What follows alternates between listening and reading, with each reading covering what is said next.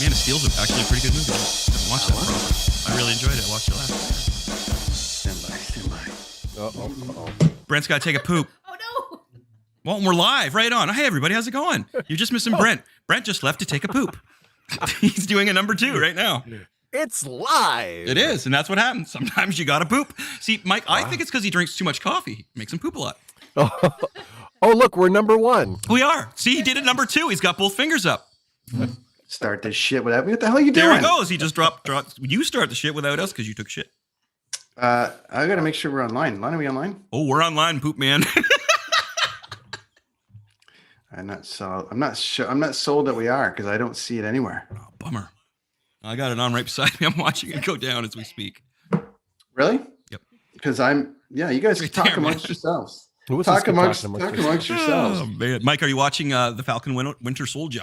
I am. How do you dig it? I am digging it. Yeah. I'm digging it for a lot of reasons, most of which I'm very unfamiliar with a lot of the alternate Captain America storylines, which I know you could fill me in 10 times over. Good. I'm digging it. I'm digging the vibe of it. I love the way it's being shot. It is very much MCU sort of Avengers light.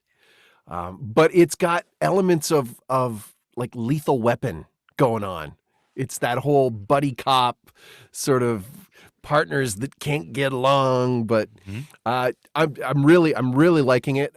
It's interesting how they're sort of, for lack of a better word, retconning certain parts of the post-snap world that Spider-Man Far From Home was sort of implying that everything was great and we're back to European trips and all that. And now you're getting a sense that no, the blip, things aren't rosy now that everybody's back. So I'm really liking that. And yeah, I really like the I like the interaction between Anthony Mackie and Sebastian Stan, who, by the way, man, there's some shots where it's like, throw that 80s blondish brown wig on his head. He can play Luke Skywalker. Totally, he totally can. I think that's the way I thought maybe they would go in The Mandalorian if they did bring Luke in there, as they'd have him in. Yeah, it's but it's great. I don't know. Like, are you? I'm assuming you're loving it too. Oh yeah, right from the get-go, from that first Falcon mission, it was great. And then of course I know about U.S. Agent there. I know how much of an John Walker. Okay. Oh, you're gonna hate him so much, dude. It's just funny because people are like, I already do hate him. Yeah, I was just gonna say, and it's what I was saying to my wife Carolyn is that it's really uncanny how much he looks like his dad. Oh yeah. And his dad was a planet, so I mean, right. There you go, right? Right. I can see why John Walker has a lot of ego in him. Oh, the nerd dad. I like how I'm loving the real breakdown story about how the Avengers never made any money. I love this thing. I love how, I love the fact that he couldn't get a loan. I mean, I don't like it. I mean, I like the idea of the premise of it. And I heard it was triggering for a whole bunch of people over there. I heard that they were having a hard time with it, but it's definitely an accurate depiction of what's going on. And I'm trying to figure out why everybody's coming down on Tony Stark. Like, was he obligated to pay the Avengers just because he had money?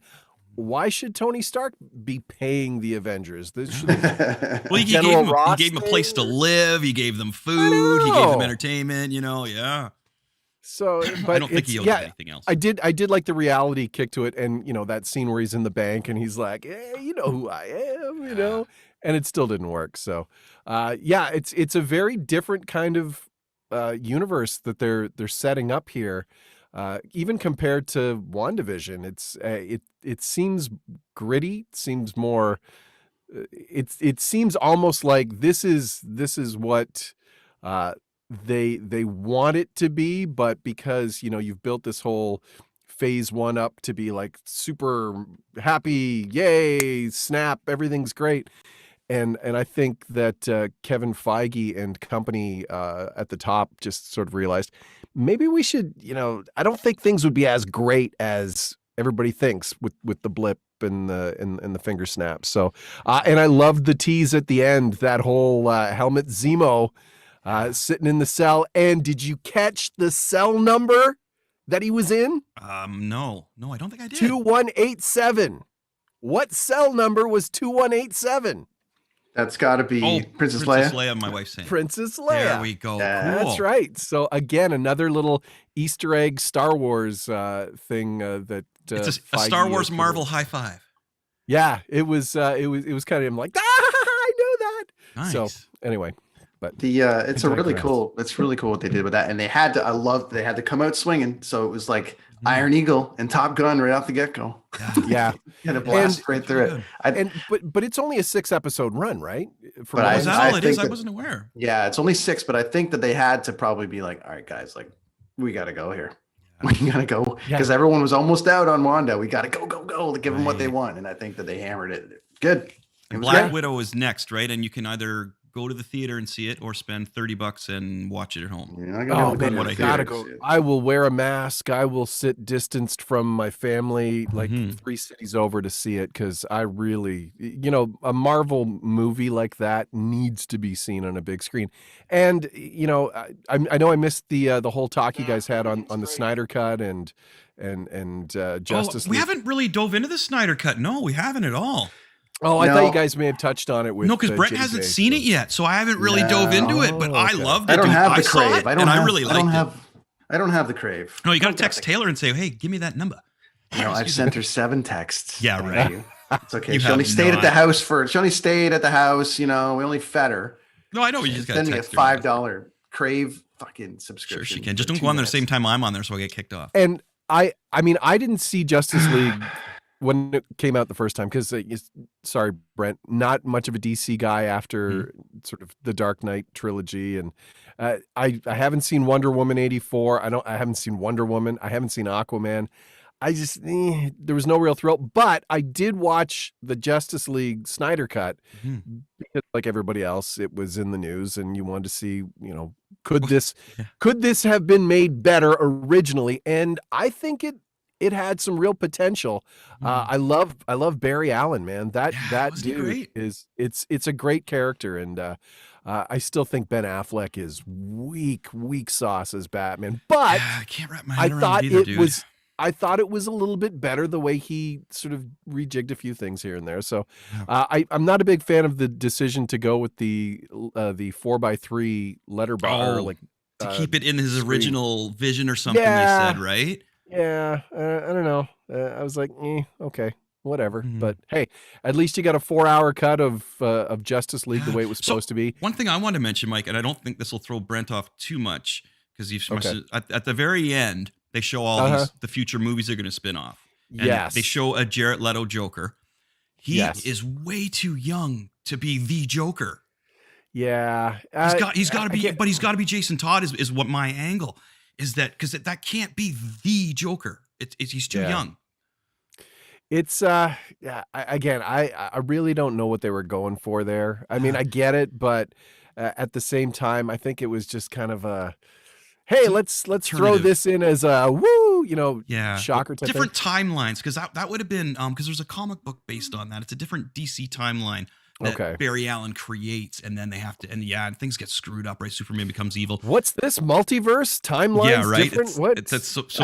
So here's the thing about Barry Allen, which is really cool about the Flash, is that every time he changes something by his speed, he screws something up also, and it comes back to haunt him, right? Oh, okay. So that's kind of the cool thing about the Flash, and again, I really like that actor that played him. I thought he was great. I love the different way we were introduced to him through the pet store. It was different in the other cut. You were introduced to him totally different way. But, okay. Yeah, dude. Alex doesn't want him. He wants the Flash from the TV show. I just started watching that. It's pretty good. I'm trying to bounce around and catch them. Mike, a good one to come in on is Man of Steel. That's the Superman movie. I've seen Man of Steel. I've seen Man of Steel. I liked it. Yeah, I did too. But again, part of me is like, I'm an old school kid. Superman 2, there's nobody better than Terrence Stamp when it comes to General Zod and that whole, kneel before Zod. I love that line. Michael Shannon, though, he was on fire. No, Michael Shannon was good. Coming out of Boardwalk Empire. Everyone was like, let's get him. And I liked how in Man of Steel they gave Zod a little more depth as a character, with the whole idea you got that some more backup and stuff. He was sort of friends with with Jor-El, and like they were, but difference of opinions and philosophies. I thought that was really neat. But it was one of the best. It's better than Brandon Routh for sure as Superman. I didn't get through that one. I'm telling you, I don't know if you guys have seen like Superman and Lois yet, but they're killing it. It's great. Oh, I haven't. Did you watch Krypton, the TV show Krypton? No. Because that was pretty cool. Because that was about Superman's dad, who you just named, and I'm blanking on his name. Okay. Jor-El, yes, Heal Before Zod. So it's about him when he was younger. But I don't know if you guys are familiar with the comic book character Lobo. There's a live action Lobo in there through a couple episodes, and some other lesser known characters from the DC universe that you wouldn't expect to be in there. And some of the stuff's really, really cool. Like there's some good stuff in there, that's for sure. See, there's a lot of DC characters that are probably prominent characters that I would feel are like, there's a lot to look minor at. Characters, but see, there's a lot going on. In between stuff, the Marvel stuff, I got to dive in there and get some DC. I'm not the biggest DC fan either, but big news of the day: Obi-Wan Kenobi cast announcements. Yeah, stoked. That is a name that I haven't heard in That's awesome. Time. You know what? The biggest difference between this one and The Mandalorian for me is The Mandalorian. I was looking forward to all these side characters that were going to pop in, right? And for Obi-Wan, I'm just, because he's my favorite Jedi, and he's like, I'm just looking for the Obi-Wan story. So a lot of these actors and actresses that are brought in, for one, I don't know who they are. And for two, I don't know who they would be playing, who would be major characters. So it's a totally different spin on this one for me than The Mandalorian, which makes it exciting. You know what I mean? Like I'm not looking for, all these extra characters from different stories. I'm looking at Obi-Wan, and what are you going to do with my beloved Obi-Wan? And I can't wait. Well, I thought it was cool that they brought back the original actors from the original trilogy, like from the prequel trilogy. So Aunt Beru and Uncle Owen are the same actors. Hayden Christensen and Ewan McGregor are the same. But some of the casting choices interesting. Because I don't know if you saw the Instagram of Moses Ingram.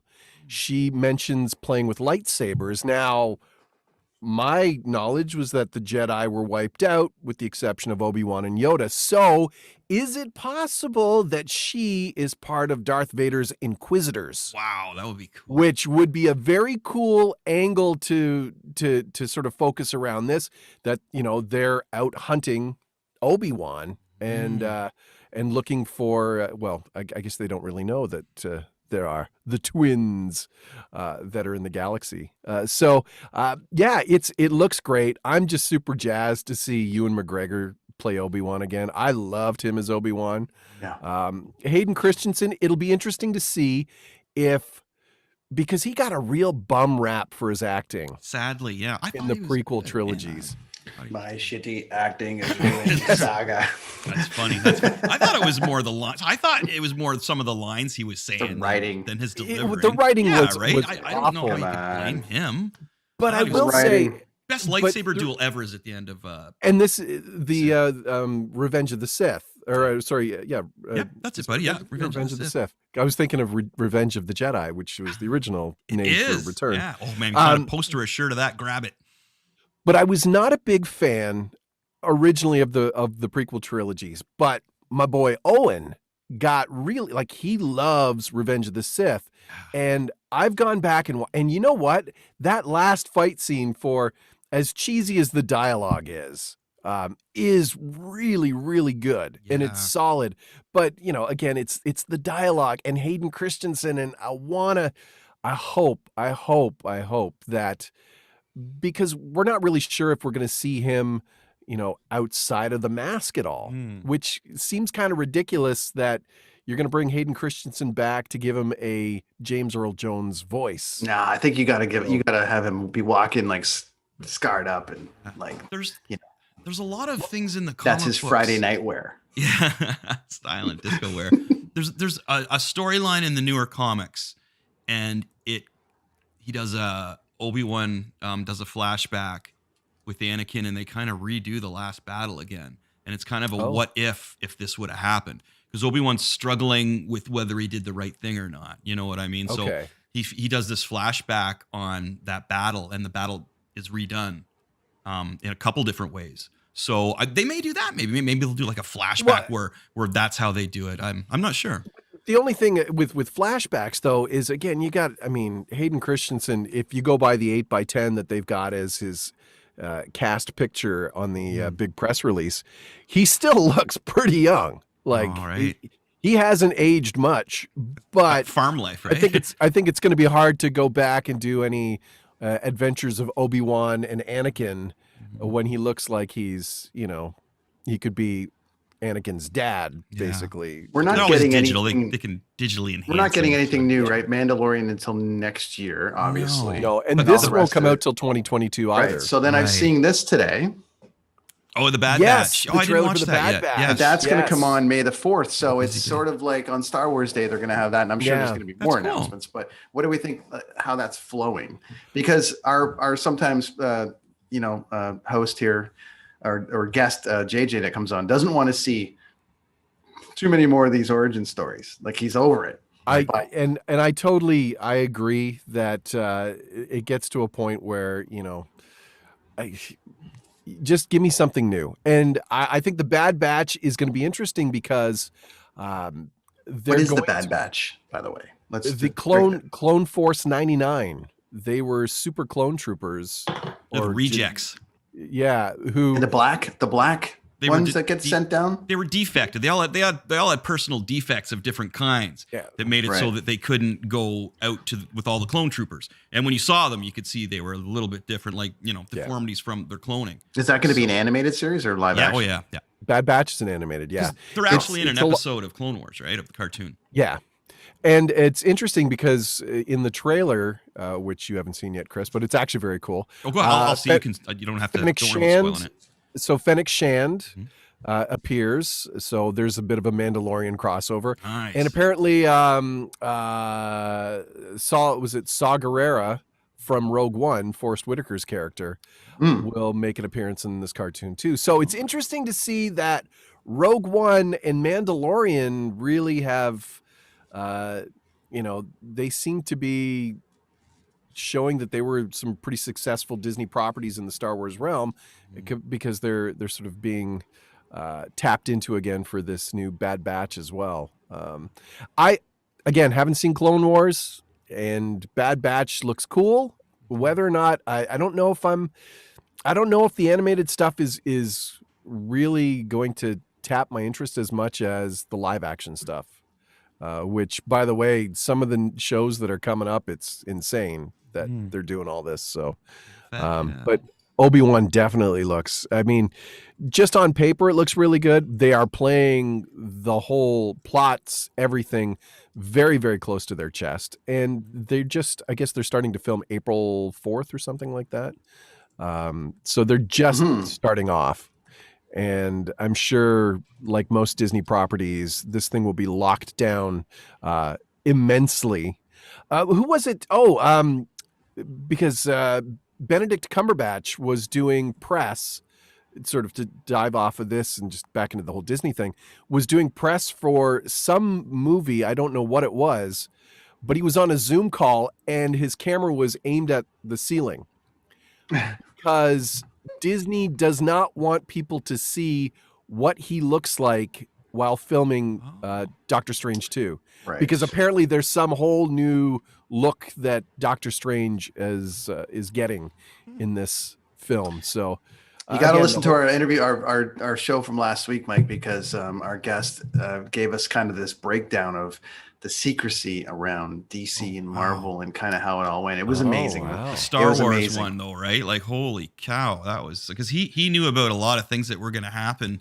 Like, he knew about the death of Han Solo before, well before it was going to happen. Wow. Yeah. So he was NDAs, man. Like they do tons of stuff. And I get that, like, in my sort of small part of the entertainment world, I'm constantly faced with that. Like, most gigs now, I get auditions where I have to sign pieces of paper that say you can't even talk about what you're reading in this audition because, and even then, a lot of the cases, I don't know what it actually is, but you can kind of figure it out by what the copy is. But yeah, it's very, it's so easy now to spoil stuff and to, get things out on the internet. And I don't want to be like, I really, really don't want to be spoiled on a lot of this stuff now. Yeah. I don't mind so much after the fact, like with Falcon and the Snowman. Wow. There's an 80s movie reference. Why haven't they redone that one? Yeah, Sean Penn as an old Falcon. That's right. It's leading into our BJ and the Bear talk. Yeah. There we go. Crossover. I do love going in afterwards and sort of reading up on stuff. Like, again, I had no clue who John Walker, really what was behind that. But I like going in afterwards and reading articles about the show and sort of, oh, okay, so this is what this is and this is what this is. So that I don't mind after the fact, but I don't want to know plot details. I don't want to know, like, I like that idea of watching a show, not knowing what to expect, and then legitimately going, oh, like WandaVision with Evan Peters. That was a real, like, even though they totally bonered that whole thing up in the end. But, wah, wah. But we got some people out, and then we brought them all back in, so it was great. Mm-hmm. Yeah, it was awesome.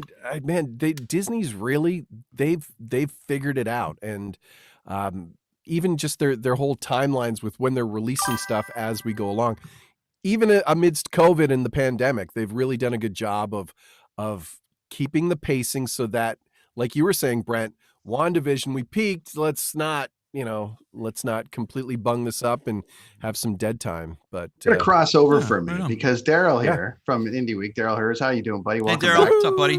How you doing? Hey, guys. You're on some hardcore nerd talk before we get into music talk, and I had asked you if you're a Marvel and a Star Wars fan. We're talking Falcon and the Winter Soldier. We were talking Wanda. We're talking to the Obi-Wan Kenobi announcement yesterday with the cast. So why don't you? I don't know if you heard any of this stuff that we were talking about, but let's hammer us with your, like, are you Marvel fan or a Star Wars fan? Which one is Marvel or DC? Marvel or DC? Which do you prefer? Star Wars. That's the big one. Marvel, hands down, 100%. I do like the Dark Knight series out of DC, but almost everything else, not really a fan. But Marvel, 100%. And what they do is really amazing how they thread storylines together and years of development. Like, it's really crazy how they built this empire. And I use it as an example in talking music all the time, because I kind of use this phrase that you want to get to the end game, and look at how they were able to launch a movie and it made $1 billion in 3 days or something like that. It was crazy. Right on. Well, it's the long game, right? It's as opposed to the quick fix where it seems like DC was just trying to, go for the big quick. Don't get me throw started, it against man. Hope it happens, on the DC thing. I'm dying for them to get this right. It's driving me crazy. Snyder Cut was good. Had they stuck with Snyder, or had Snyder been able to stick with it, maybe things would have been different. Split but that I one think into 2 movies. That would have been pretty good. We touched on it though with JJ a few episodes back. Yeah. I think it comes down to villains, and Marvel just seems to have better villains that you want the heroes to defeat. And it's all about the villains, man. But also Marvel makes it fun. Like Guardians of the Galaxy. That's such a good ride, huh? The music in that one, wow. Oh, and Ragnarok starts, and they're already doing it with. Well, actually, sorry. James Gunn at least it seems to be pulling in the same vibe approach with Suicide Squad. Like when he's got the soundtrack, and it's a little bit more of a fun thing. Hoping that they give him a little bit of a rope there. But Ken Lashley, who was on with us last week, who draws for Marvel and DC, and who's like Star Wars, who's very much like. Wow. Marvel brought him to the studios. He was thinking he was going there for a tour. They were doing it as a job interview.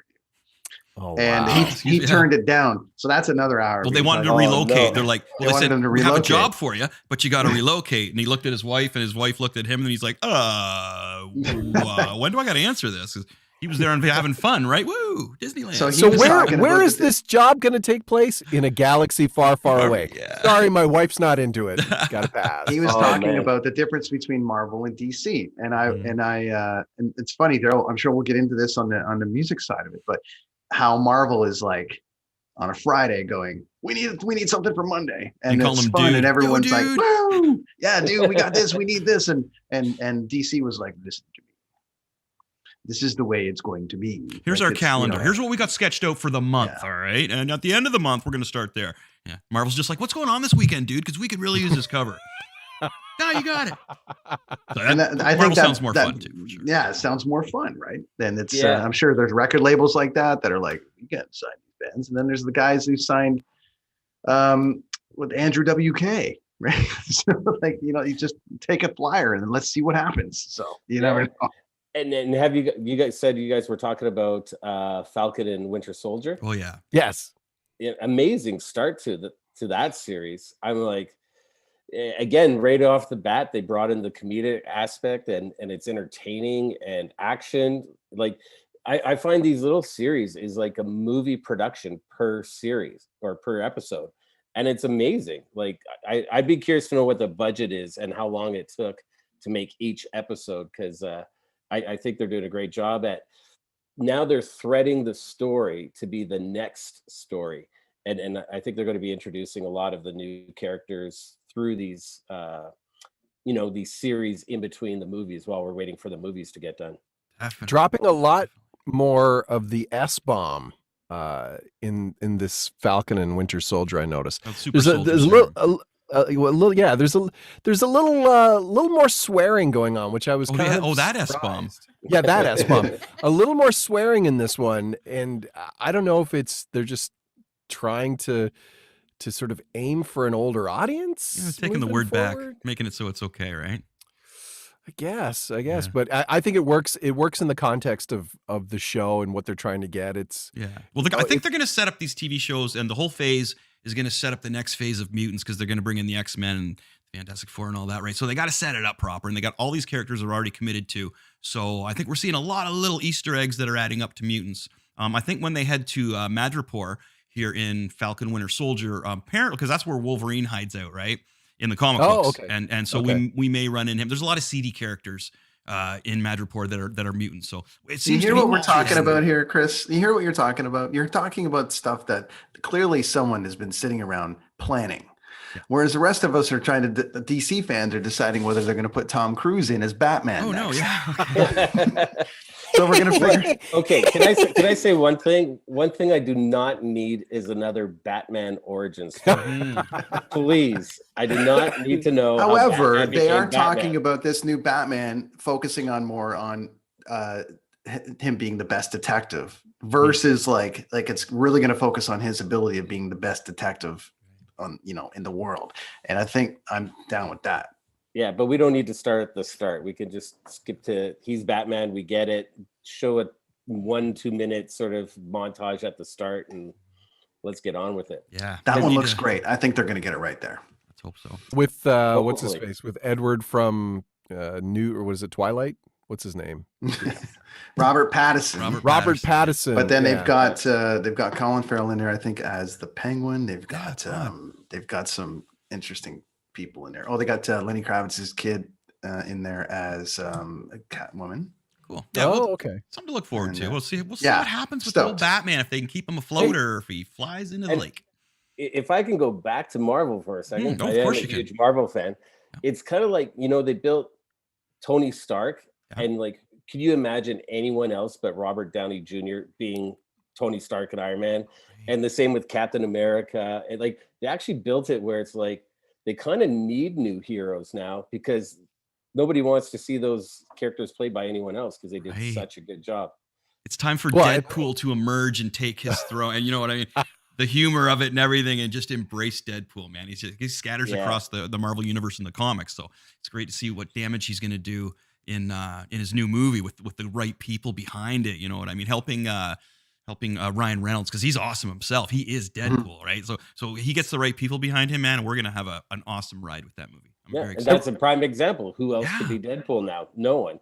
Ryan killed it. You totally brought that on to me with what you were saying, my friend. Yeah, and then that's what came to my mind was like just like Ryan Reynolds in Deadpool, right? Like, yeah. And he also canned the last guy that didn't want to stick to his vision. Well, good for him. So it's like, you're out, man. We're sticking it this way. And another trivia thing, and I'm sure everybody knows it, but Ryan Reynolds, what other superhero was he before? Green Lantern, man. DC, and it sucked. Bad.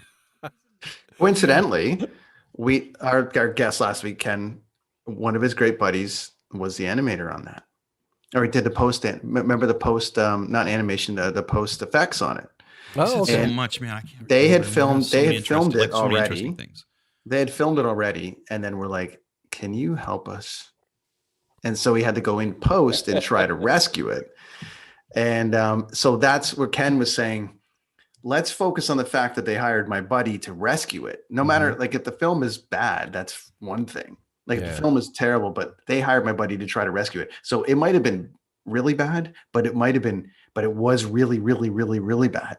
My buddy sucked, just made it, but it could have sucked even worse. That's right. My buddy made it really bad. It looked good while sucking.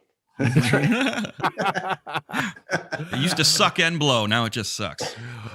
I think we've sucked and blowed the entire comic in Star Wars universe already. So I will say bid you adieu as you move on to Indie We Week. can't do that yet. Hold on, Mike. Oh, come on. Mike Pongratz is back. Sorry. You got to pimp yourself for a minute. Mike Pongratz is back for this week. And then we're going to dive in some WrestleMania preview stuff next week as your buddy's going for the whole thing. And we're going to talk about that. All right, Mike, where can people find you now, including the Peacock Network?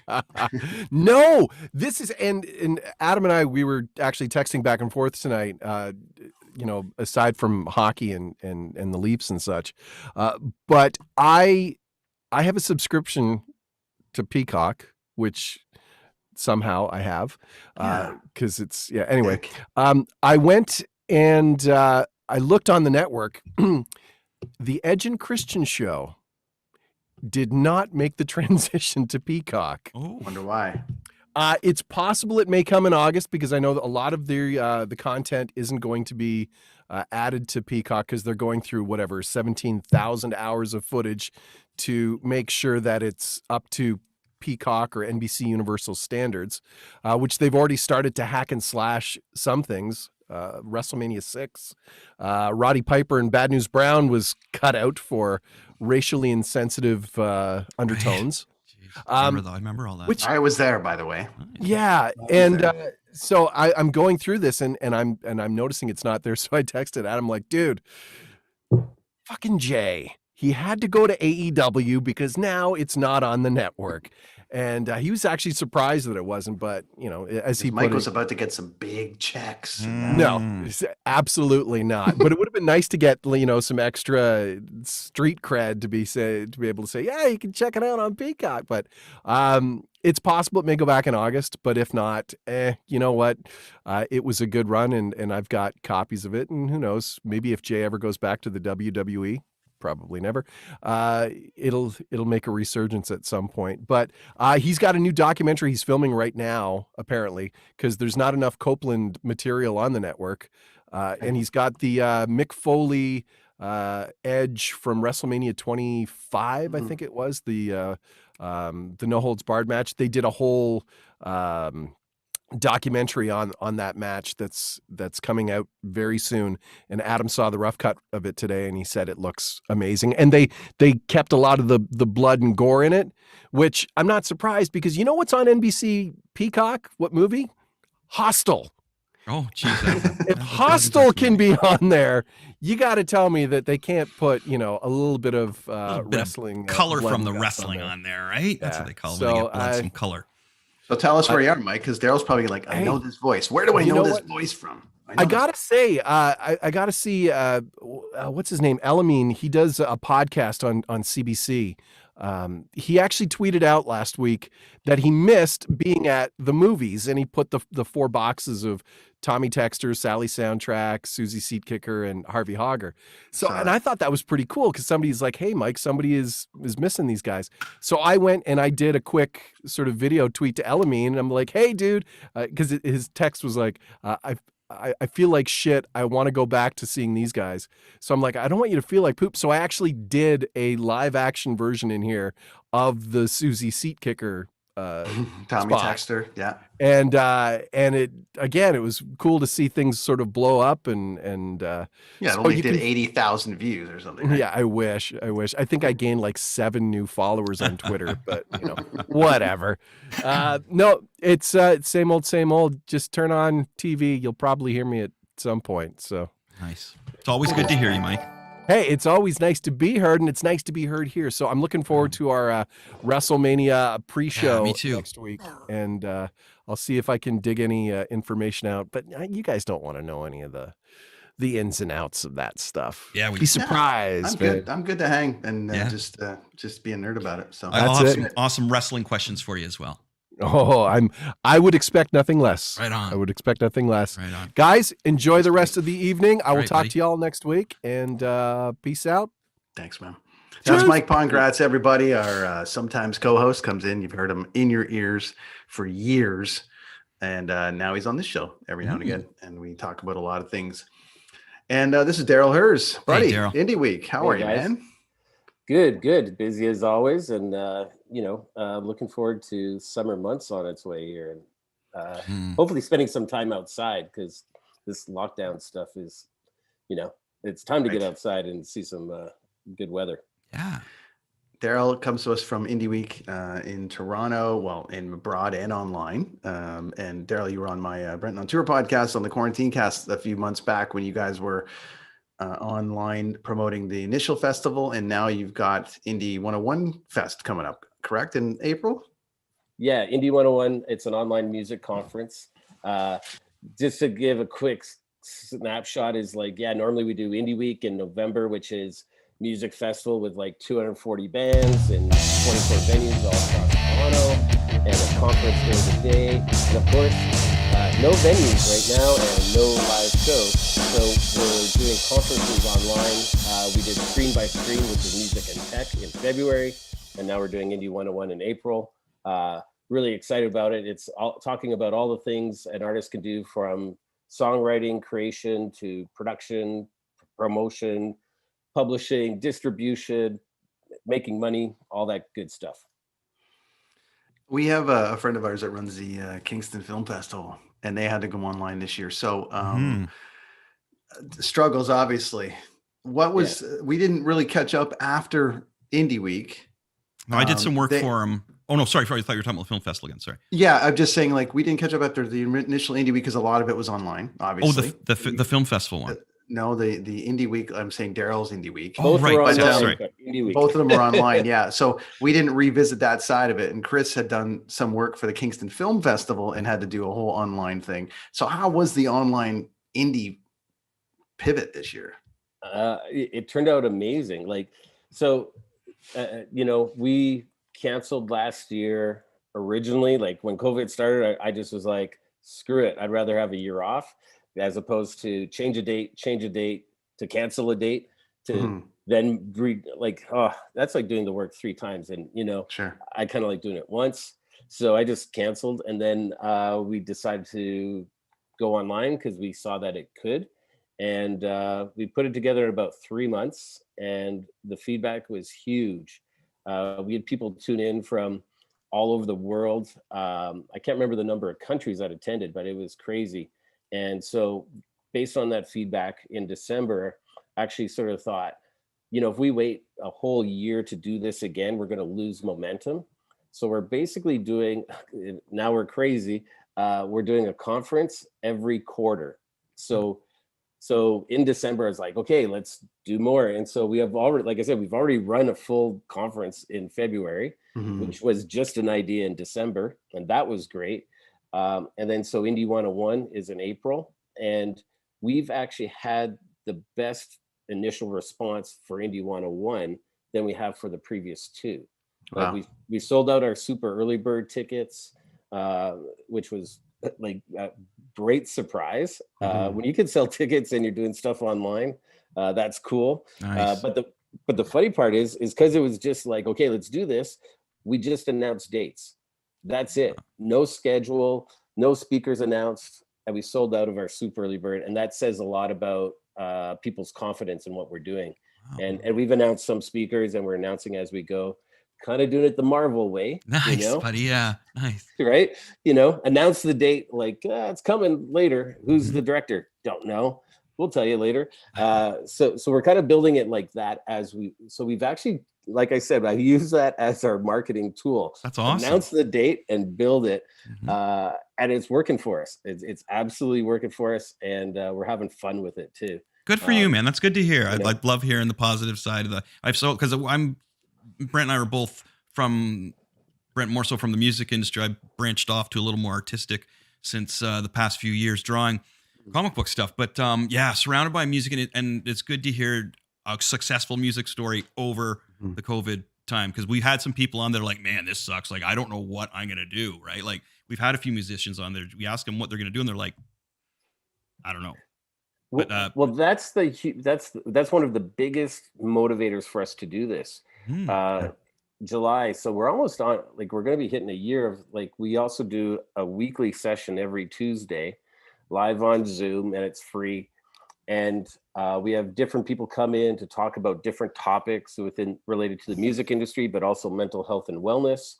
And we've actually built this community of people that show up to everything we do now online, and they're just a great group of people, but they're connecting offline. Like, people are remixing and collaborating and songwriting and things like that. So it's funny how it's going right now, because people are almost, I think, expecting everything to be online now. So unfortunately, because of the concert business being down and the live business being down, that now people are going, okay.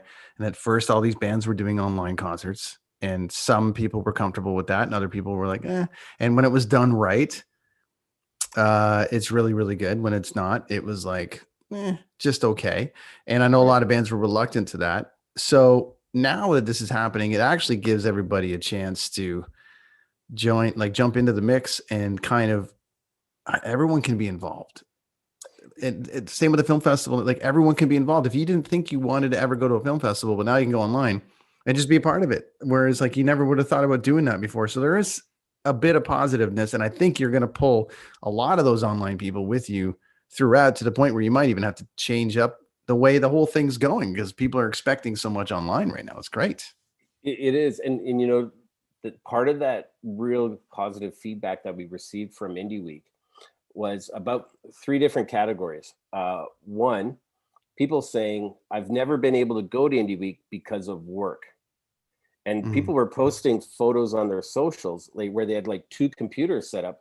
They were still working, but they were listening on the other computer to our sessions at Indie Week. So they're still working. And then second, people were like, I could never afford to travel to Toronto for Indie Week.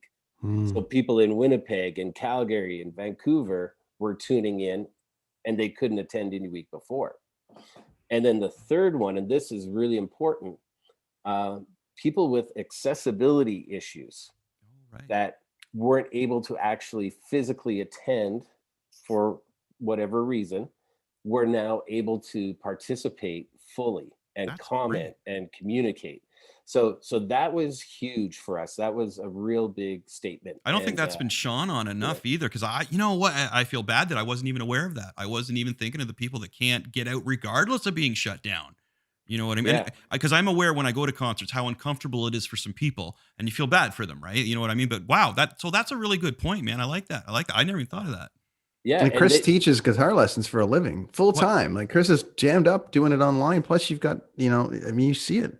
So well, that's cool. As I do teach some kids who have a hard time getting in and out, so I teach them online guitar and stuff. But it's funny, I never thought of that, Daryl. That's great. It's a great point. Yeah, that was a huge one. And the fact that they're able to chat and communicate, and they're getting their answers, from the industry professionals. So they're a part of it now, right? That's great. That was huge. Yeah, that was one of the feel-good moments after when we got that kind of feedback from it.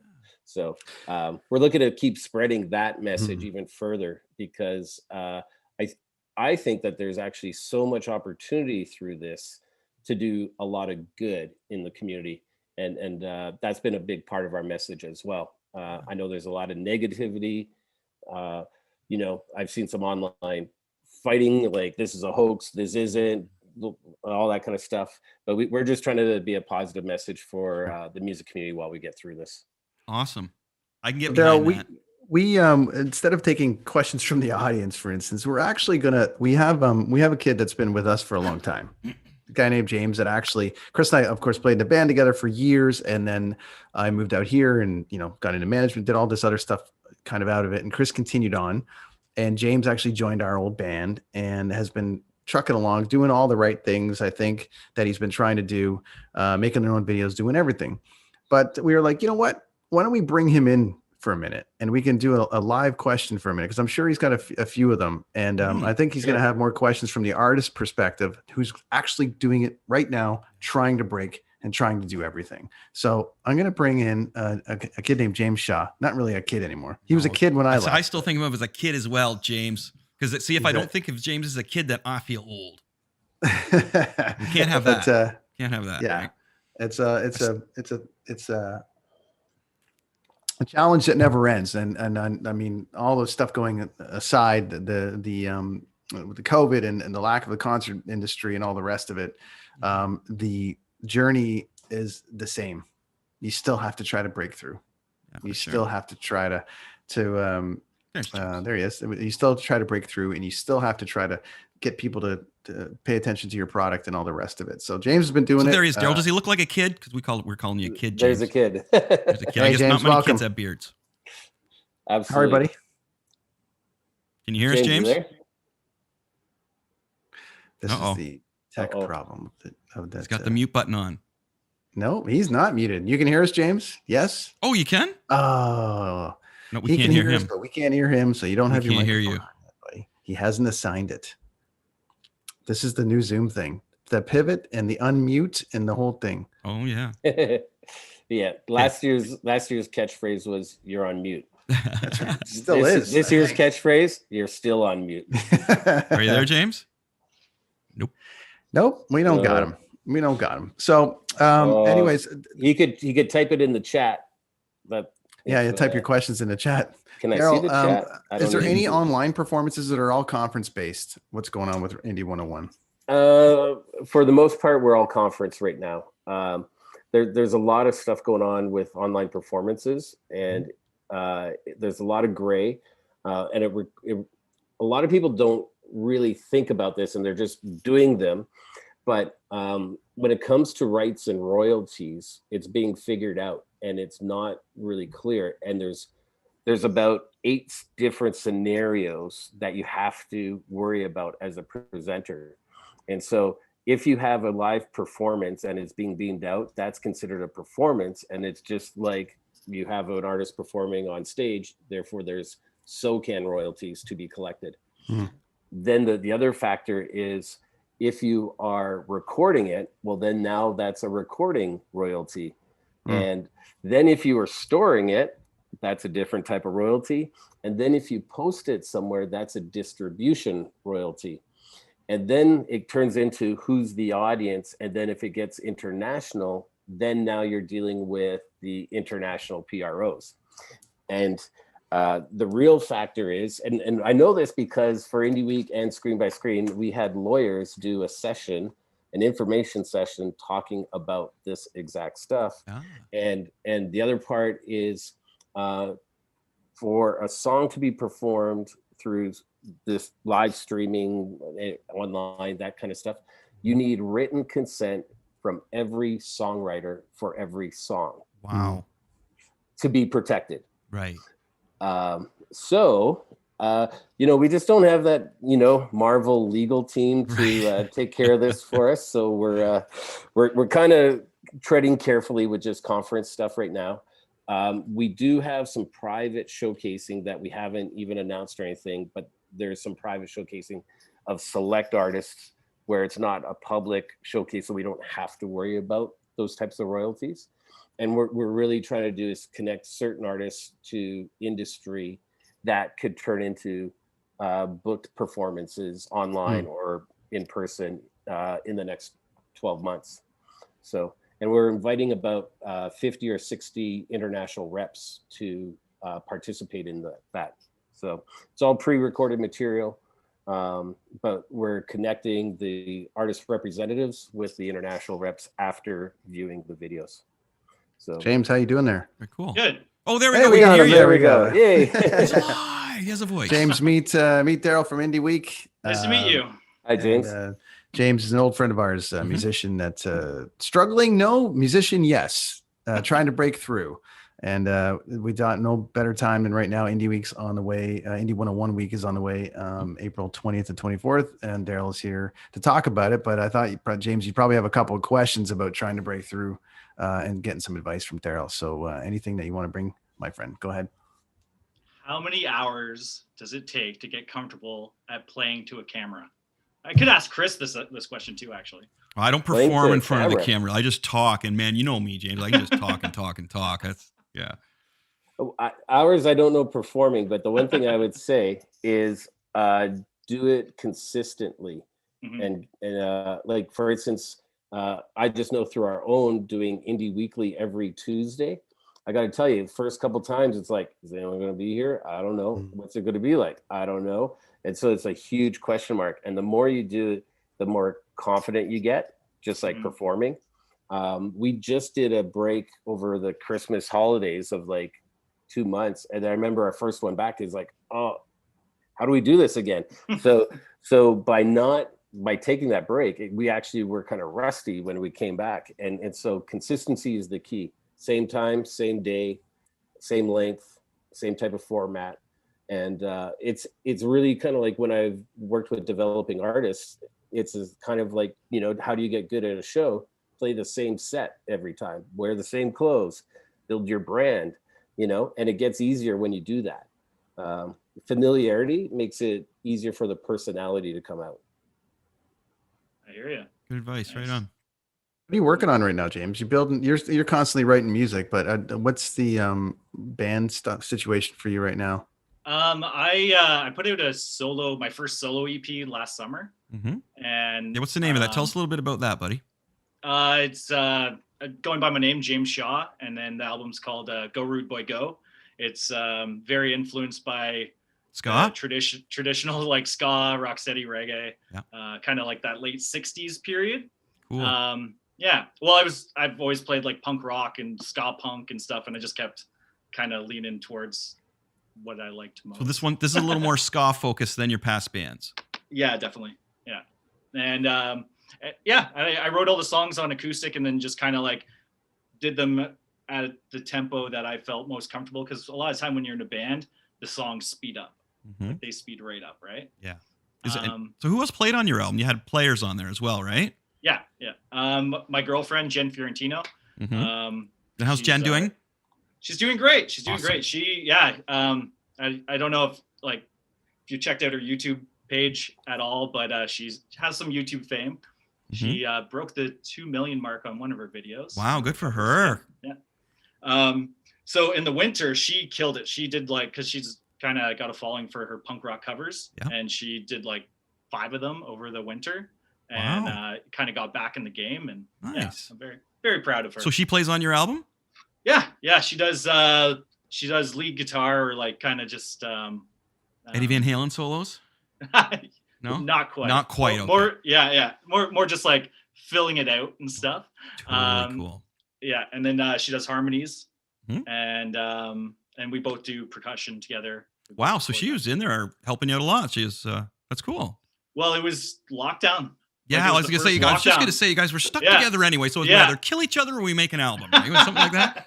Yeah, exactly. Had all this time to be all right, let's do it. Yeah. Now, James, did you make a list? Did you make a list of going in, a traditional list? And Daryl, I want to ask you about this list that bands would traditionally make, at least when Chris and I were trying to break, which was record it, the demo, make the bio.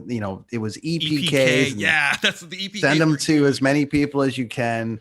So stickers. Shaw, when you made your music, did you have a checklist that you thought you needed to follow to try to get it out there versus a checklist that Daryl would be like, well, you got 6 of them right, but you're still missing these ones or whatever? Is there was there a checklist, and then what do you think of his checklist, Daryl?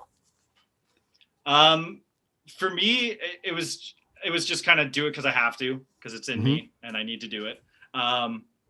But my producer, actually, he helped me out a lot. Mitch Girio from Scarborough. He's by the Bluffs.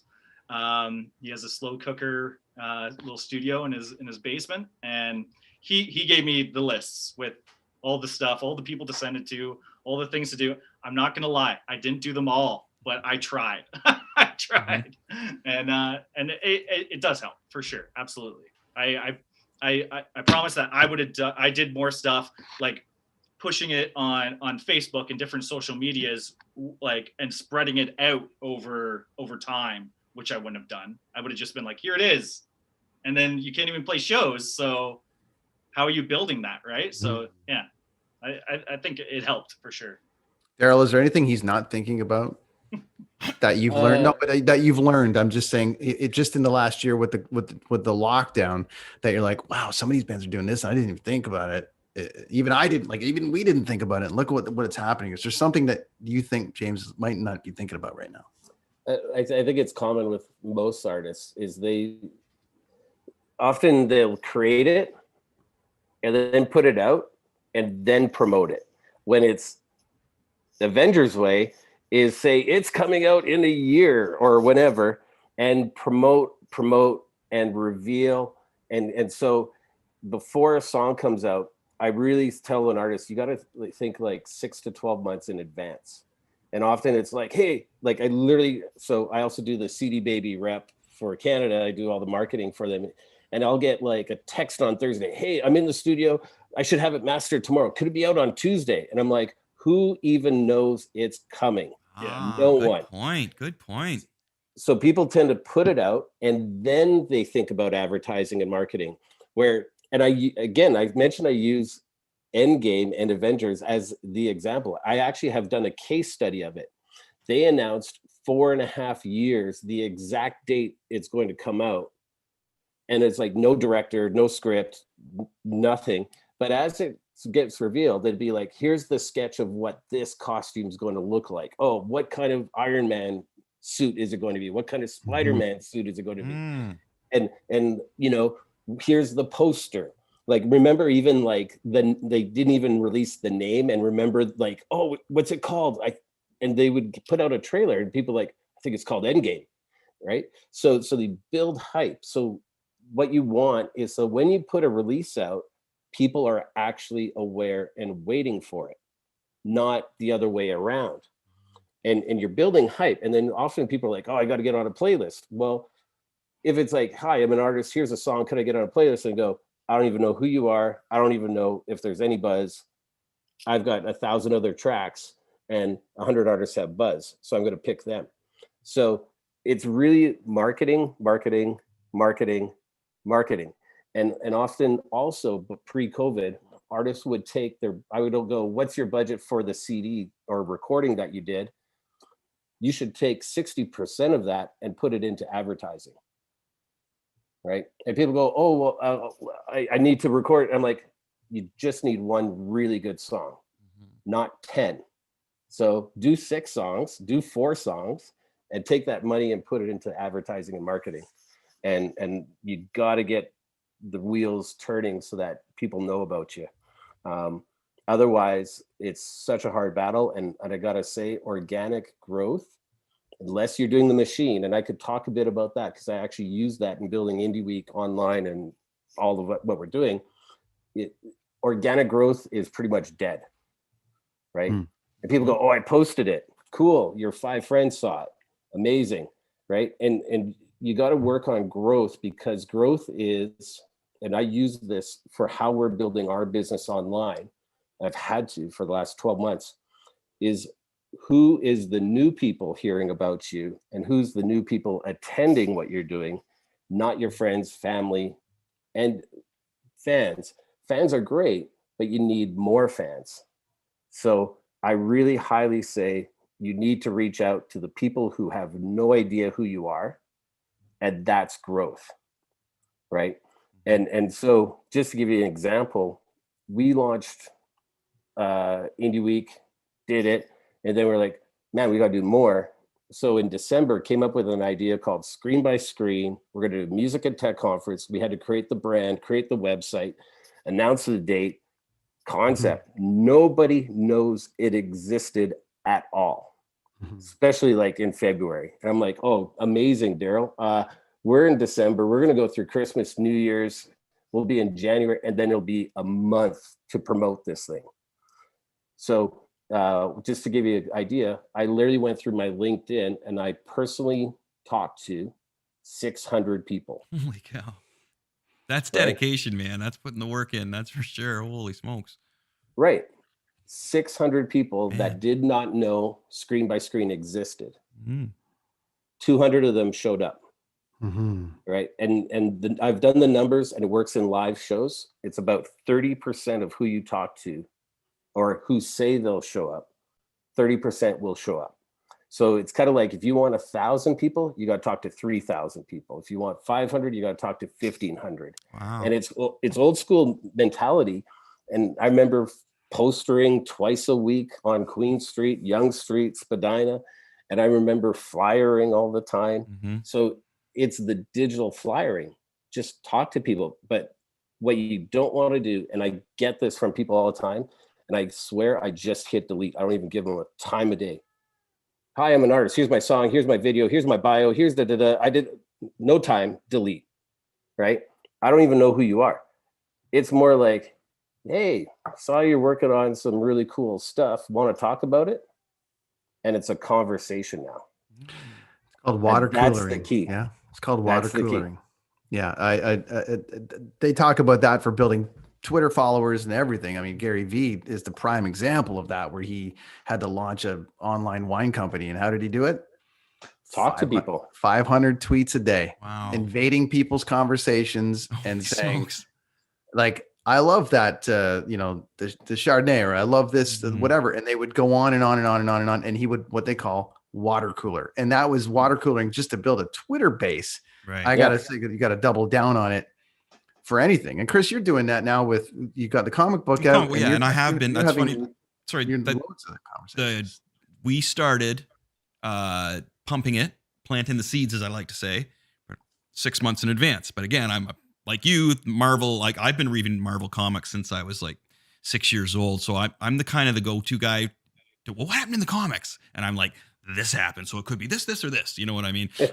But that's what I did, buddy. So I started a comic company, because I'm mainly a teacher now. So I started a comic company, Machete Comics, and I started it 6 months before I did just the actual online comic book. So, and now I'm about a month away from the physical release of the physical comic book. You can get it online right now, but I'm going to have it in stores in another month. So I guess that's, wow. So I promoted that for about eight months before I did the actual physical copy. And yeah, so that's totally, we're on the same page here, my friend. If you ever want to do a comic book, I'm your guy, man. I think we would work really well together. We'd create some rad stuff. But yeah, no, that works, dude. Like that is the way to do it. Marvel is so smart with that too. And they have such a bountiful of characters to choose from. And it's funny when you become a musician, like James is kind of the same way. You're like, who can I work with? You know what I mean? What do I got to work with here? And as a side is also in this day and age, how many instruments can you play? So, I can record this one by myself. I'm not good at this one. So, the Marvel method, man, you use everything at your fingertips that you can and plant those seeds. Yeah. So I refer to it as like planting the seeds, right? Or taking that ball and just throwing it out there. If you don't throw the ball, like your talent and what you have, I think I might have told James this before. If you got a song, it's a ball. If you don't throw that ball, nobody's going to catch it. You know what I mean? That was my smaller analogy I use for students too. If you wrote a song, put it online at least. You know what I mean? Like somebody's got to catch that song. Or else, like in the old days, meaning like a couple of years ago. Yeah. The music biz kind of was like, don't say anything till it's ready. Like, don't do anything till it's perfect, right? And the thing is, now it's a secret. Great. Don't tell anybody. No one knows it's happening, right? We're not in that age, and everybody has like a 30-second or less attention span about anything. And so it's frequency. right? And it's consistency. So leading up to a song, I would announce something, not like, hey, working on something cool. Hey, in the studio today. Oh man, sounded great. Like you build that you're doing something, photo, maybe a video, not of the instrument, but you could hear kind of the hook, right? Then maybe a live video Q&A on Facebook. And then maybe you do an acoustic live version of it, you know, and you're building the story to it. And if you're going to do a release, I really recommend you release what I call the radio edit and the long form. So what artists tend to do, just because digital, they just go, here's my song. And I'm like, cool. 4-minute intro, not cool, right? Nobody's going to hear it. So we're in the time of age. And I actually was on a Clubhouse talk a week ago where people were saying, you know what, we're going to start seeing songs that are 30 seconds long just for TikTok. Wow. Whole song. That's it. So we used to be in the age of radio edits. So that's like, take the intro out, cut the guitar solo, extend the chorus twice, double it up at the end, and you're done. Right. So I would say for the platform on trying to get known, mix the song for the listener to digest it the way they would want to, not the way the artist would want to. And that's like a radio edit. Then you release the long form edit. Now you've got 2 releases of the same song. Then you do an acoustic version, an instrumental version. You do a feature with somebody else, and you do a remix. So now you've got like 8 versions of the same song out there, but you spread it out over 12 months, maybe 16 months. And halfway through that, you start your second single. So now you're kind of releasing, okay, radio edit version of this one, then long form edit 2 months later. Then, oh, you've got snippet of this other single coming up, then the instrumental version of the first single. And you've got this myriad of releases happening all the time. Wow. And, what a different beast it has become, right? Like, James, so the last time you played in a band was how long ago? Like, what, a year ago? 2 years ago? Yeah, I was at the end of 2019. Okay, so how much has it changed just since then? Like, just everything, you know what I mean? Because I can remember making sure, well, you got to make sure posters are everywhere. And the guy at the venue would give you crap if he didn't have posters. I don't see any posters around town. Yeah. You know what I mean? And now it's like, well, I don't see you sharing anything on Facebook. How come I'm not tagged in it? You know, it was like, so do you notice that, James, just in that small time? Yeah, well, for me, it was definitely like a little bit of a break though, right? Because you're constantly promoting, you're constantly getting everyone together and making sure everyone's tight. And it kind of it created a little bit of a slowdown, like a calm, where you could kind of refocus some ideas and have to be creative and figure out other ways to get the music out there. Right. Yeah. Well, Daryl, you know what I like about what Daryl's saying though is that it's just this doesn't just apply to music, man. You got that's one of the secrets to succeed with something that just you're passionate about, Daryl? Yeah, absolutely. Like this translates to anything, right? And the key phrase that I've been using all along is people add value, and that's it. So it's like, how many people can you have show up? That's how valuable you are, right?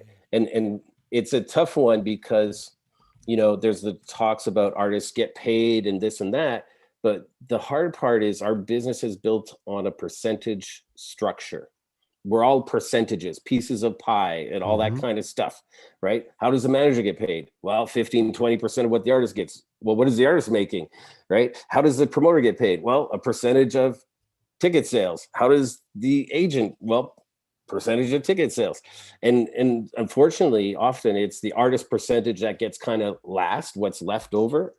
And so you actually have to make a ton of money to be able to make some money because it's a percentage business. And the way to do that is people. And I see so many artists, again, on the CDB front, well, how do I get on this playlist? Because that's not going to change anything. Like, sure, great, people will hear you, but you know, and it goes also where people before were like, oh, if I could only open for this band. And I'm like, that's a terrible business plan, because if that worked great, all the tours, all the opening bands would all of a sudden be famous, right? And I go, who opened for Bon Jovi last time? Aldo, you don't know. Aldo Nova did. I remember Cinderella did back when I was a kid. It was Aldo Nova. but this is the thing. If opening for somebody else was such a great business plan, then everybody would be famous. And truthfully, those are buy-ons. Right? You're paying to get on that. I had Brian from Tesla on last week, a couple weeks ago. Oh, amazing. Really? And I'm a huge fan of Tesla. Awesome. So am I. Yeah, and we had this great chat, and I one of the questions I asked him was about how do you feel about, like, what was your actual feeling about the 90s kind of scene? Because it sort of wiped everybody out. But there was some killer records in 94. Skid Row made a killer, like from that era. Skid Row made a killer record. Tesla made killer record. Like if you're into that scene, they all made really cool albums in 94 that got wiped out. And Brian's quote was, "What do you mean we're over?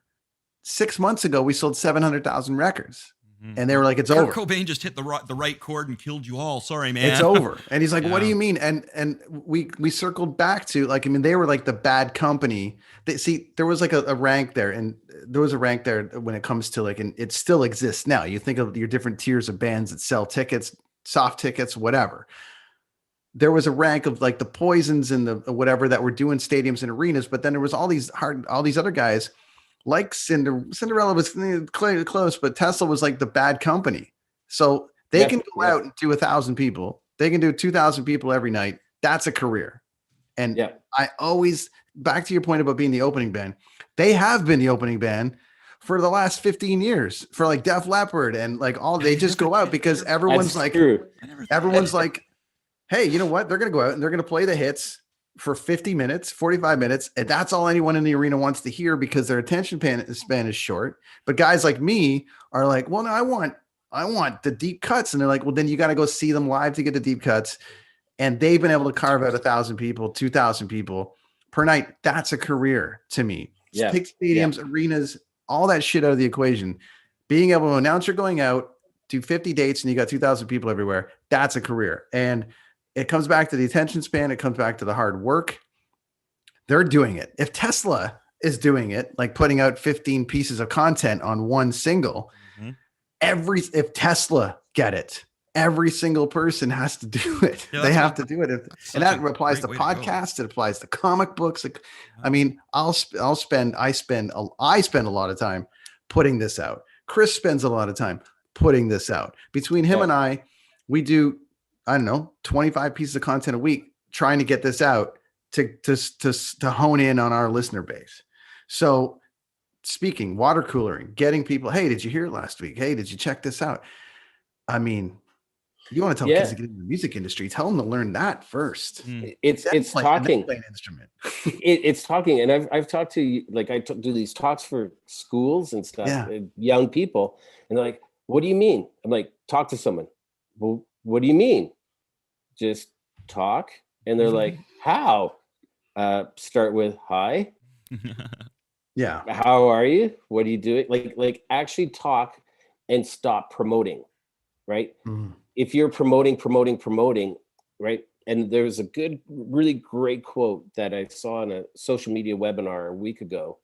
If you just talk about yourself, like me, soon you're only talking to yourself because people will just start shutting you off.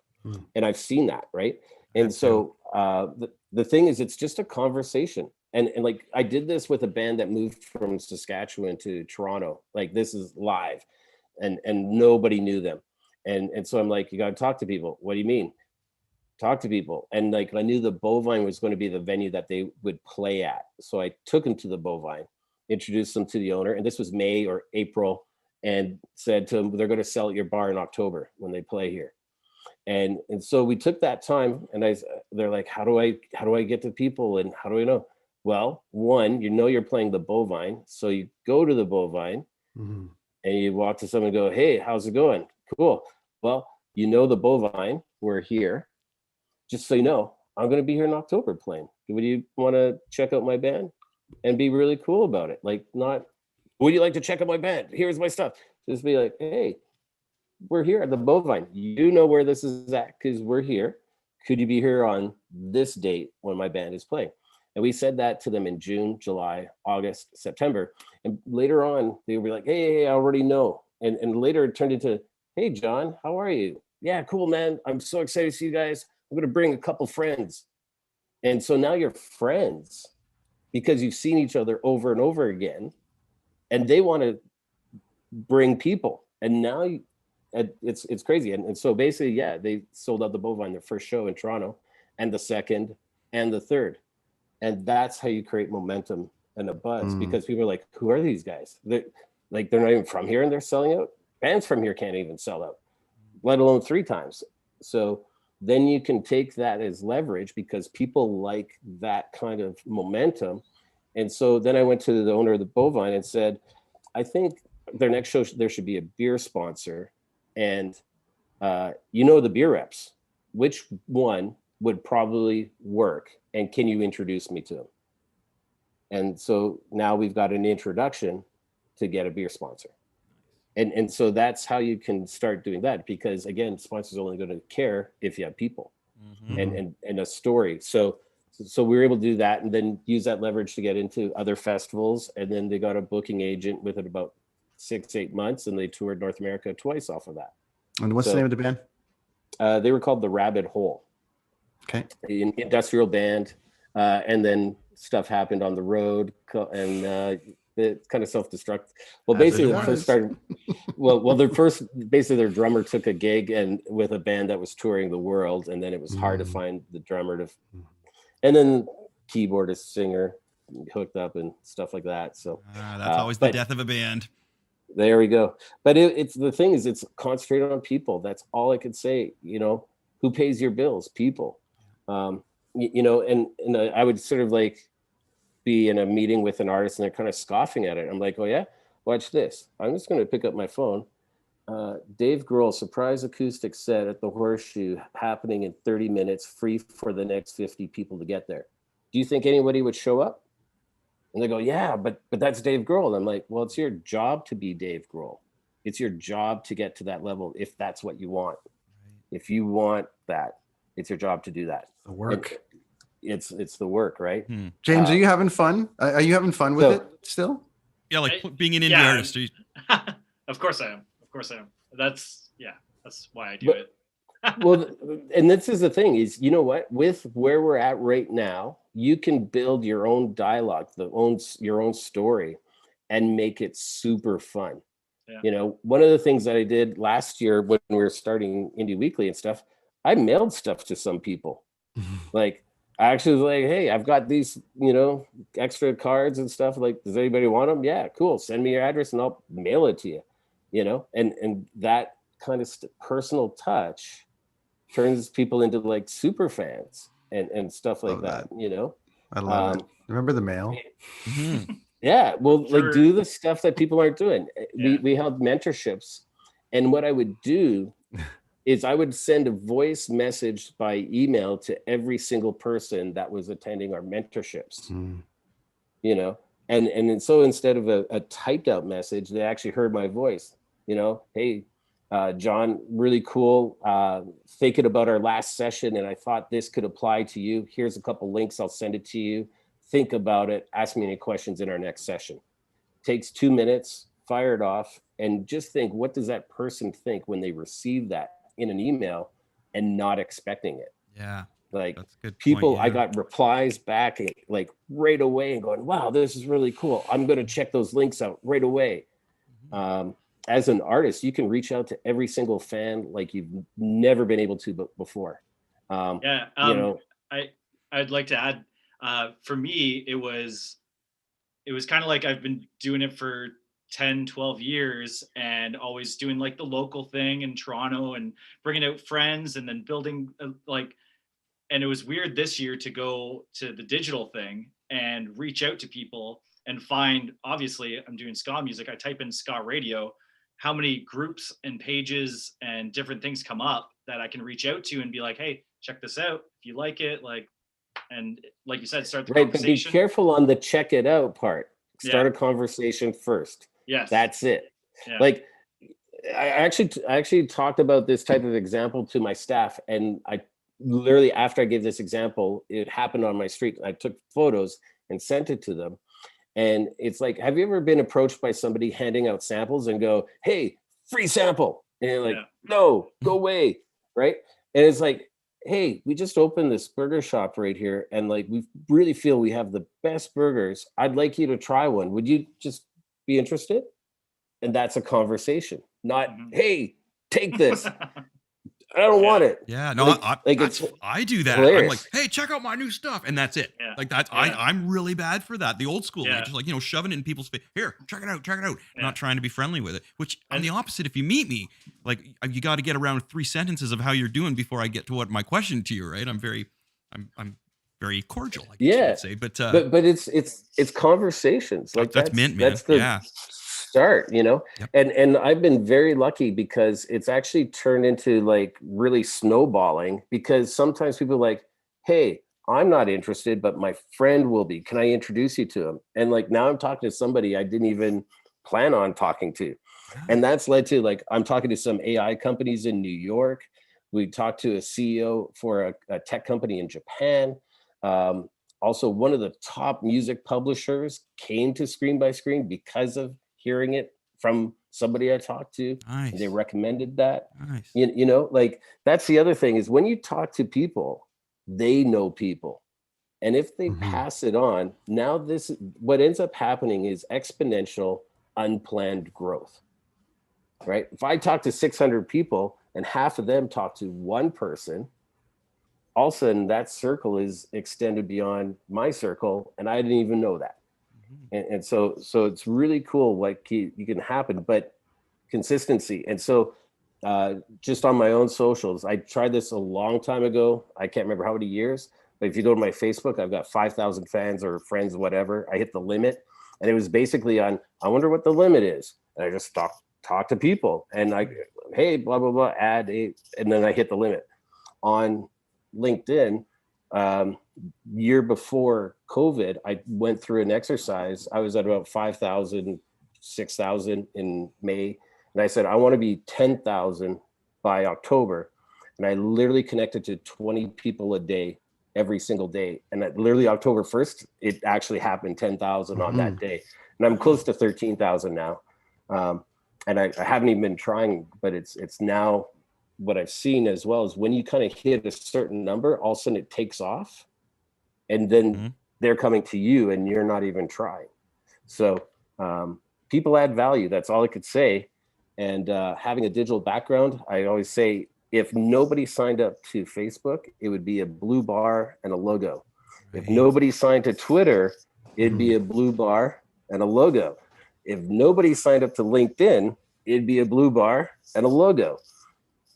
It's only valuable because people add to it by contributing content, sharing, liking, and all that. If nobody signed up for Facebook, MySpace would still be around. That'd it be is. funny too. Yeah. I'd still be waiting for the page to load. Excuse me. Yeah. Right on. That's right. But all those successful platforms are only successful because people have contributed to them. Yeah. Right. True that. Yeah, and definitely. The owners aren't even contributing to the dialogue of it. Actually, they just said, "Hey, everybody, here's a playground. You could just talk and post stuff."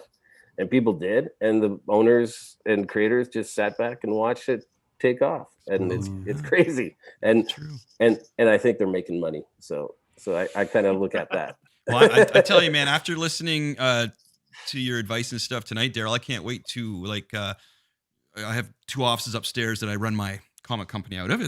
We have the computer room and the drawing room, and I can't wait to. My wife's my business partner on that. She does all the computer stuff and I do the drawing. I can't wait to reflect some of these. Well, she's with me here because she's the producer as well. So we're both listening to you, and I can't wait to have like our business meeting tomorrow morning and go over, use and put some of your ideas to use, because again, I've really connected with what you're saying, being relating it to Marvel. I immediately understood what you were talking about in the first 5 seconds. Like, you know what I mean? But that's me though. And then after hearing everything you had to say though, I'm stoked about tomorrow, Daryl. I want to thank you for being on here, man. That was great. Oh man, thank you. And I would love to connect with you on your comics and that's know great, more dude. about Yeah, it. we'll stay in touch after this for sure. Well, we're gonna keep going. We're gonna wrap in a minute here, but one before let's let James get out of here, and then we'll circle around with Daryl. Where James, can we hear you, James? Tell us. Yeah, thanks for coming on, buddy. And we'll try to get you some passes for the festival too, so which is great. Yeah, James. James, actually, before anything, just look me up, message me. I'll give you passes, and I'd love to hear your music. Reach out to him first. Don't send him the music first. No, say, hey, buddy, how's you have the conversation first. It's good. Yeah, it's good. Yeah. What was that Remember band? Tesla you liked or something? Yeah, right. You better Love find Tesla. that. You better I find saw that them, shit. and I did see them open for Def Leppard, and then I think And I saw Poison. them open for Motley. Yeah, that's right, Poison and Def Leppard, and I think Motley Crue and something else. I've seen them about 5 times. They're great. They bands. talk about it on the Brenton on Tour podcast. Well, there you go. I just sent it to you, Daryl. So there you go. James, where can we find you, buddy? Let's get you out of here. But then, yeah, thanks. Yeah. I'm on all platforms like Facebook, Instagram, YouTube. James Shaw. If you search the album "Go Rude Boy Go," I'm popping up, and you can stream me on Spotify, Apple Music, wherever you like to stream music. I have 4 old school sounding lo-fi songs that I hope you'll dig. And then I have 4 more that I'm working on right now. They're like halfway done. Finally putting that death metal record out, aren't you? You know it. I got a Thanks, Weird buddy. Al Yankovic style album in the can. I'm gonna have to get you involved in. Thanks, James. Sounds Come good. back Thanks for having anytime, me on. buddy. And Thanks, James. Love you, brother. Appreciate you coming on, man. And We'll get you good back luck. on when we're gonna do a Stuff reunion, the album Stuff reunion, and we're gonna get you back on with a whole slew. It's of 25 years since our record came out. Yeah, so we're gonna get you back on for that one, buddy. Amazing. What was I, 10 when you gave it to me? I think. We went copper. We Yeah, went I know. copper. So we're going to talk to Ed. Hey, Daryl, we're going to talk to everyone that bought it that got us a copper record. And I think that's around 1,000. There you go. 1,000 people. go. We're going to call 1,000 people. James. Okay, thanks, James. Man. We'll talk to you Thank soon, you guys. buddy. Very nice to meet you, Dale. Thanks, James. Have a good one, Awesome to guys. see you, man. What a great guy. I've always liked James. James has always been a very true, we've known him since he was pretty young. He's watched our band, and he's always just had such a true, a pure music spirit. Yeah. Like he when he plays, you can tell. You know, when you see somebody playing, they're kind of like going through the motions. Every time I saw James play, he just, that passion, he left his soul on the stage, and I love that.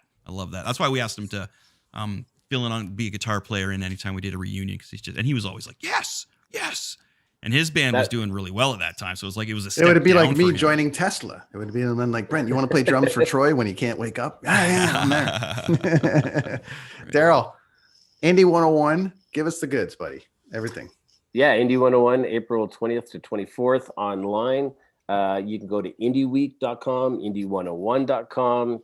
Tickets right now, I believe, are $40 for 5 days.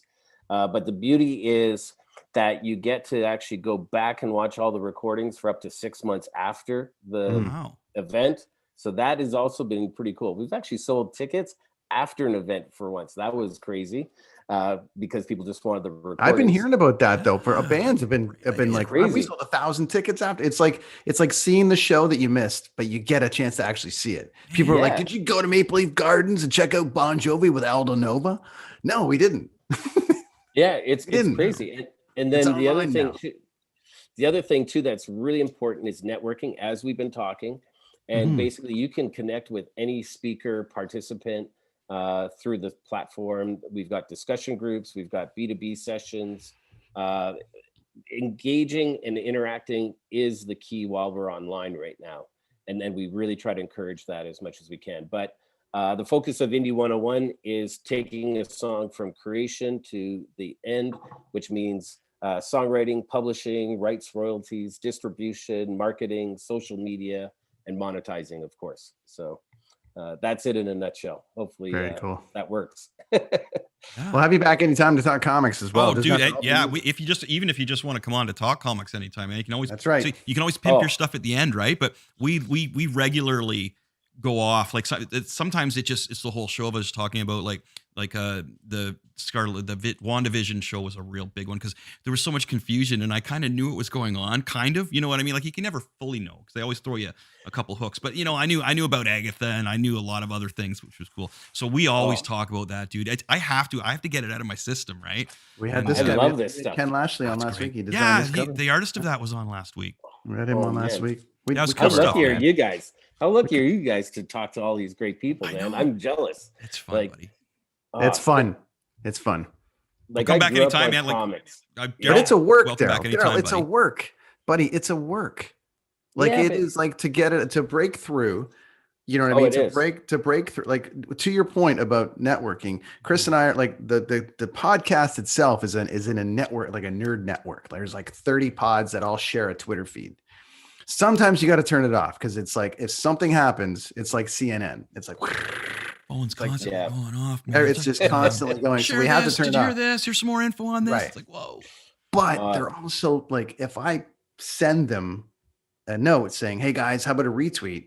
Within minutes, everyone's retweeted the episode. Very loyal group of people, which is amazing. We do the same, but it's a work. It's who's coming up on Wednesday.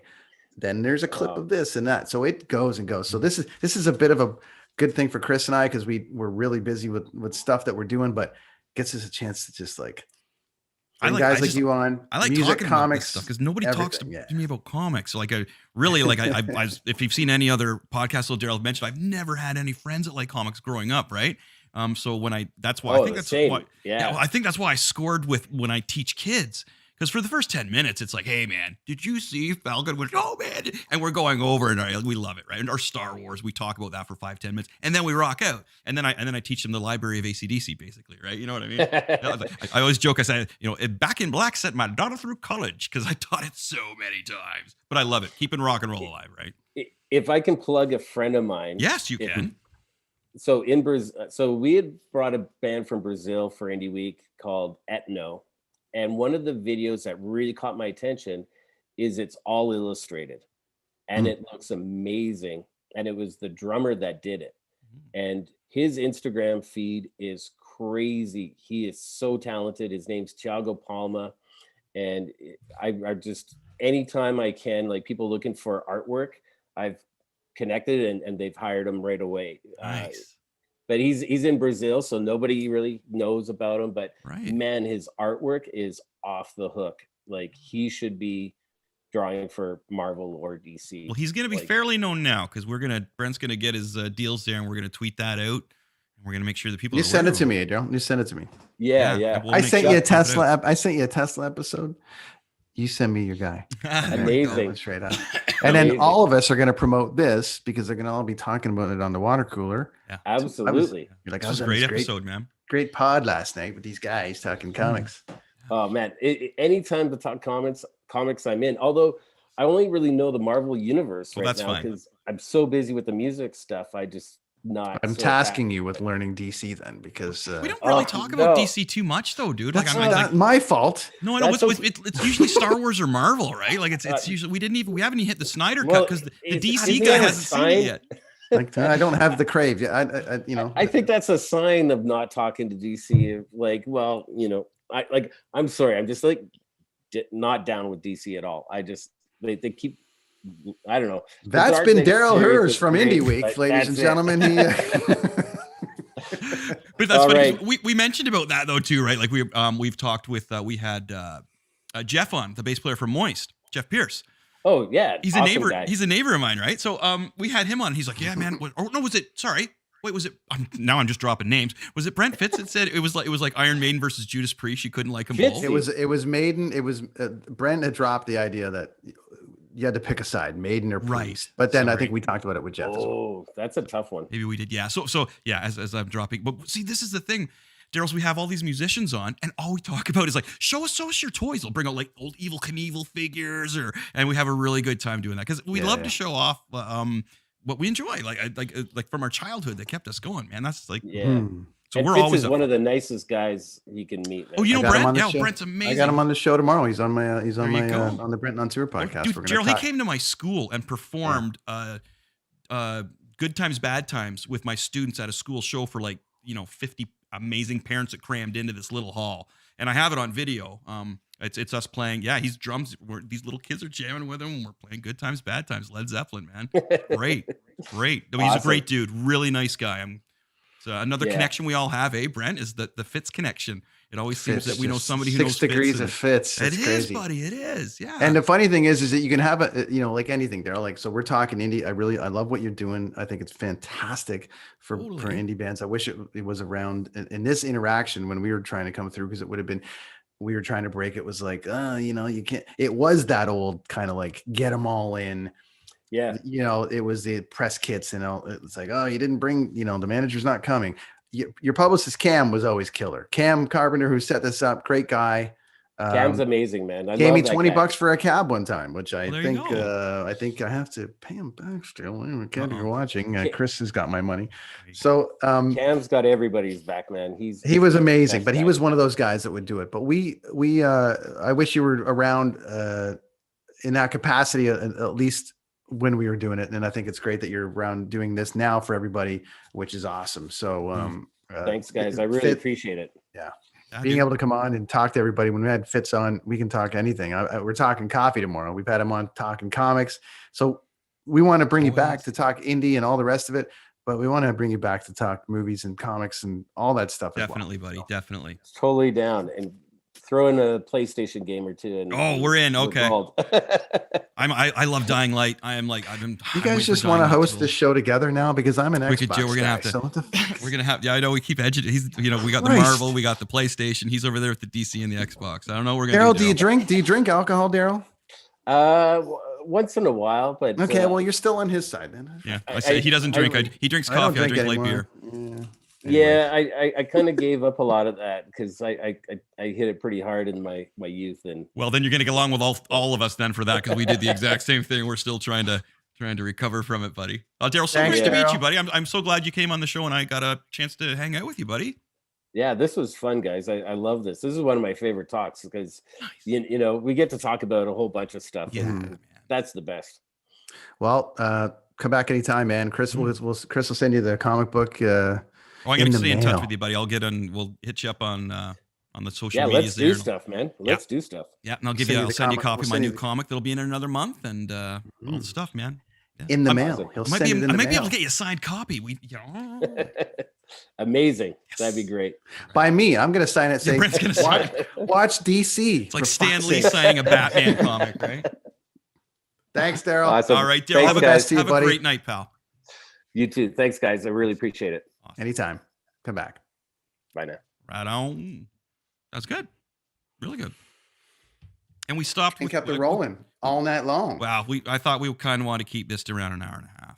This is good. No, I'm just saying this is like, you know what I mean? Like this is the goods you're getting, guys. You're getting the good stuff. Dale's got a great thing going on with what he's got going on with Indie Week, and loves to tell a tale, and I love it. He's got some stories. I'm sure we could do this once a month with him, just talking all this kind of stuff, and it would be great. I'm a big supporter of what they're doing. And when I had him on my show last time, they sent me like a full pass for the online festival. Wow. And kind of like Mark did with us with the Mark did with us with the film festival. So James, you're going to get a pass for the festival for coming on. And well, you got a new friend there too, man. That's pretty cool. So do you. Hear his music. Oh, I do. Oh yeah, of course. Yeah. No, I know I do. Well, he has to see James's music, hear James's music, man. That's pretty cool. This is great.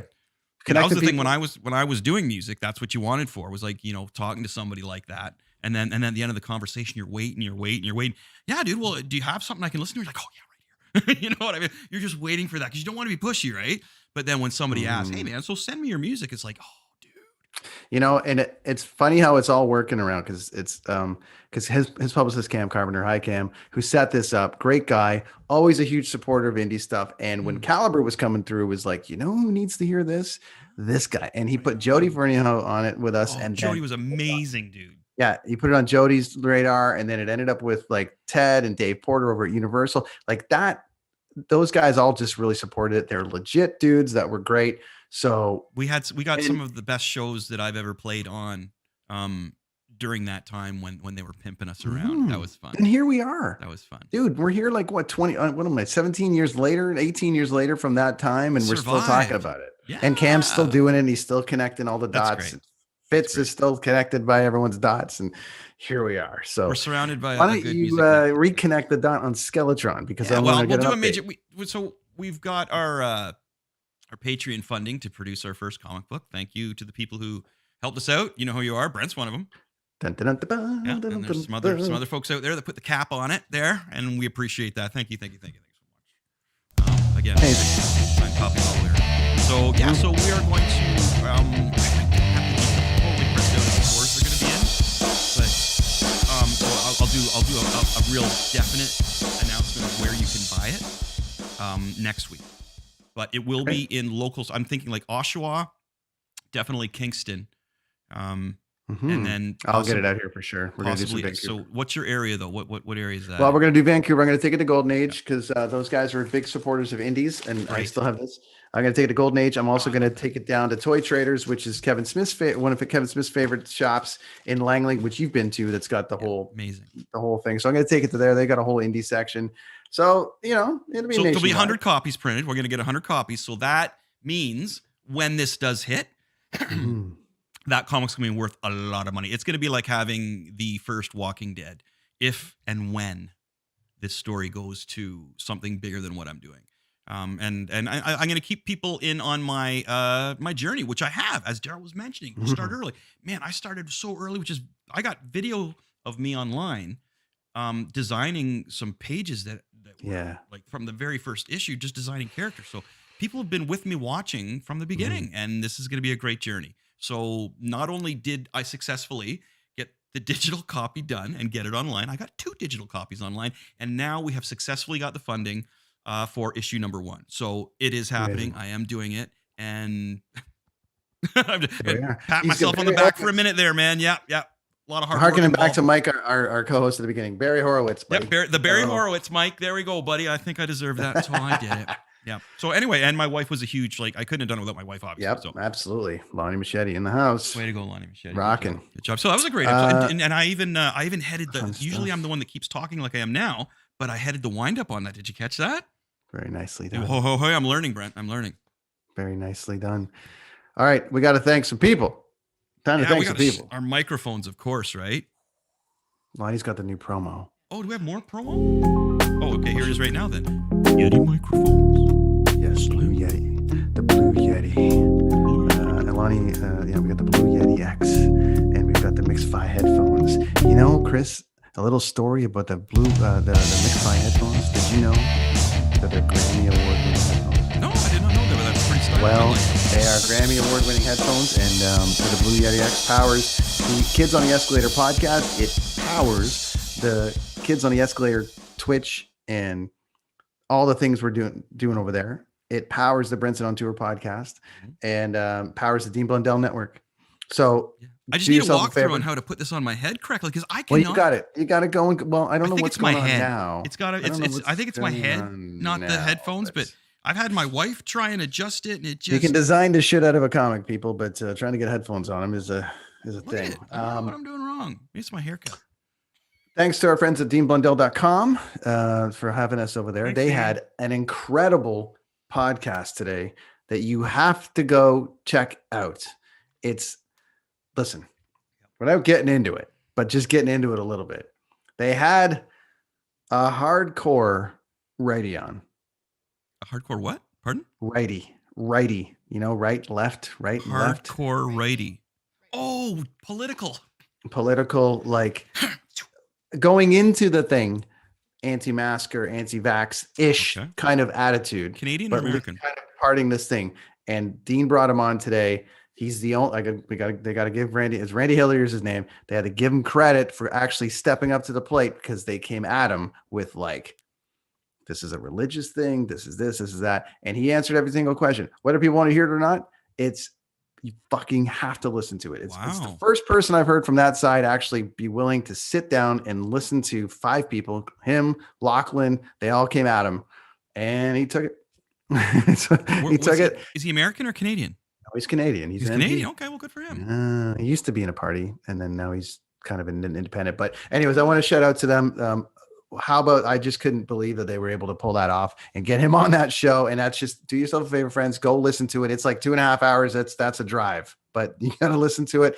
It's a must listen. It's one of the first must listens where I think everyone needs to pay attention to it, because it was a really great conversation. So thanks to them and the network and everybody for having us on there on a constant basis, consistently promoting our shit and helping us out and helping to build this thing. So kudos to that. There we go. That is the Kids on the Escalator podcast for another Tuesday. We got a WrestleMania preview next week. It is the 25th anniversary of Chris and I's record coming up that we got to get to. Man, there's so many things. There's so many things. The Winter Soldier had dinner yet. And Winter Soldier shit to cover. Yeah. Lots of stuff to cover. So thank you, everybody, for tuning in. Tune in next week. Please join us. I think it's episode number 25 next week. Could be. Good times. Rad dudes. Yeah. Peace. See ya.